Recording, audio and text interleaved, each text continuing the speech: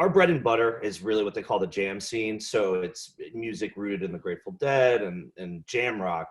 And that culture for decades has been live streaming concerts. They've been sitting at home, and it's the term that we use is called couch tour. So rather going on tour with the band, you sit at home on the couch and you just watch the entire tour. So one thing that we noticed was that people couldn't go out to see live shows, and there's a level of connectivity. When you go to a concert hall, you get to interface with other human beings and share stories and talk about the music. So we decided to turn the camera around on couch tour and show people at home, and it's been great. So we've been doing that a bunch of different ways. We use Zoom as the main product of that.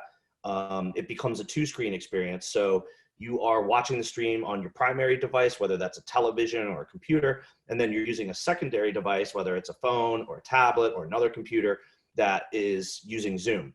So back to the latency point, it's been kind of interesting just because people are working with the latency issue. And the nice thing about music is it's very forgiving. You have verses, you have choruses, so things repeat. So as a director, you're able to stage things in that environment. So if someone is singing the chorus and it already happened, you can show it again and cheat it live. And we do that a lot. So then it has a really live feel to it.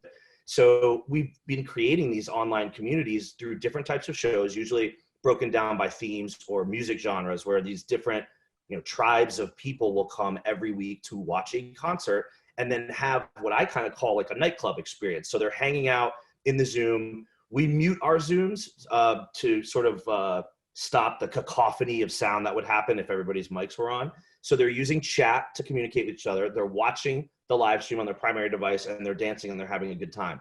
So we have then taken that up another notch in projecting it into our venues. So the Brooklyn Bowl venues are, it's one part music venue, one part bowling, one part restaurant, and all of the bowling lanes have projection screens at the end.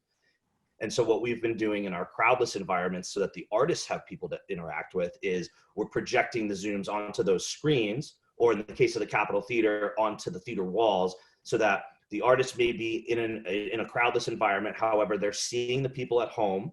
They can kind of communicate to them. They can vibe off of that. And then the people at home are also being integrated into the stream, whether that's a camera op actually physically shooting the screens, or full fade dissolves of what we do is streaming the Zoom to, an input in a switcher or an input in Live Stream Studio, and then bringing those people in, whether it's full frame dissolved or picture in picture.